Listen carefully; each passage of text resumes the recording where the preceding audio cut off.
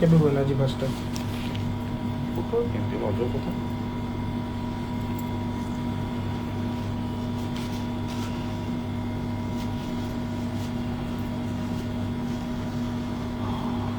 पूरा सरलाड़ी पूरा तो सरनी କାମ ଫାଷ୍ଟ हां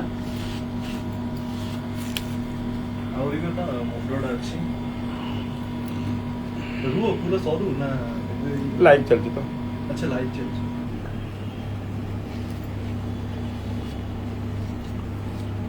କଷ୍ଟ ମତେ ହଉଛି।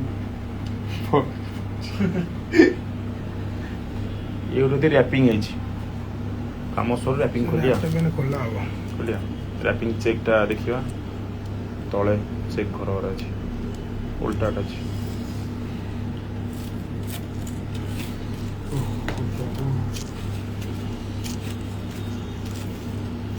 ଭାଇ ଭଲ ଦେଖାଉଛି କିନ୍ତୁ ସେଇଭଳିଆ କଷ୍ଟ ବି ହେଇଛି ଭାଇ। ଦି ଜଣ ଆମେ ଦି ଜଣ କଷ୍ଟ କରୁଛୁ। कष्ट हिस्सा फाइनाली ଆମେ ଦି ଜଣ କଷ୍ଟ ହେଇଛି। ओ बाघ पूरा आन करछि जो ए सरी ସିଂହ ଭାଇ ଫେର ବାଘ କର।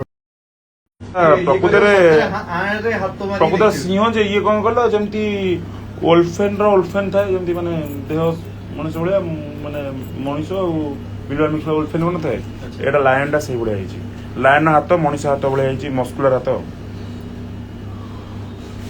लायन टा को बंधा हिची बुझ ଆରେ पाइलो ଏ ଟାଟୁର ମାନେ କହିଲୁ କଣ? वारियर लड़ुची ୱାରିୟର ନିଜ ସହିତ ନିଜେ ନିଜେ ଲଢୁଛି। ଲଢୁଛି, ନିଜ ସହିତ ନିଜେ ନିଜ ଲଢୁଛି। ସହିତ ନିଜେ ଲଢୁଛି। ଗୋଟେ ୱାରିୟର ହଉଛି ସିଂହ ସମାନ।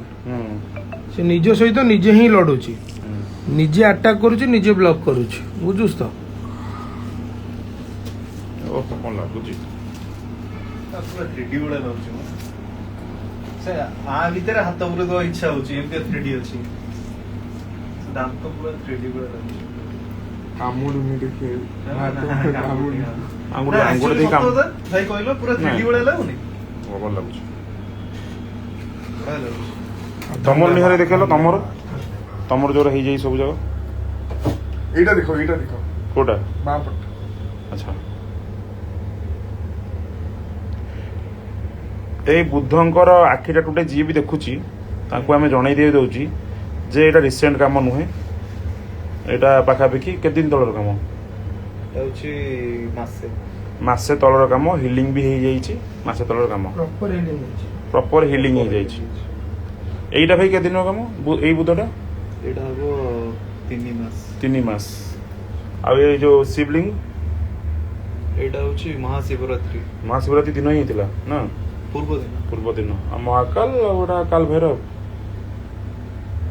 ଏବେ ବଢିଆ ଲାଗିଲାଣି ହାଉଲେ ହାଉଲେ ସେ ଆହୁରି କିଛି ଦିନ ପରେ ଆହୁରି ବଢିଆ ଦେଖାଯିବ। ଭାଇ ଆହୁରି ଅଛି ସରି ନାଇଁ।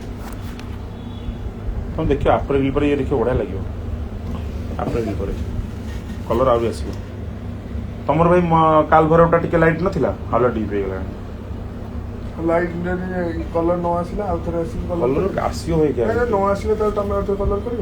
ନା ନ ଆସିଲେ ଆମେ ତମକୁ ଚିହ୍ନୁ, ତମେ ଆମକୁ ଚିହ୍ନୁ। ମେଡ୍ ଭାଇ ଅନିଲ ମହାରଣା ହଁ ଭାଇ ରେଜଲ୍ଟ ଦେଖୁଛୁ ସାମ୍ନାରେ ଆରେ ହ୍ୟାଲୋ ପ୍ରୁଭ୍ ଦ୍ୟାଟ୍ ଆରେ ତାଟେ ବଫେ 7ଟା ତୁ କୁଲୁଏରେ ପକେଇବାକୁ କହିଲି ତୁ ଯାହା ଫୋନ୍ ଟା ଇଏ କରୁନି ଯାହା ଟିକେ ସେ ରଜ ଆଣିକି ଆଉଛି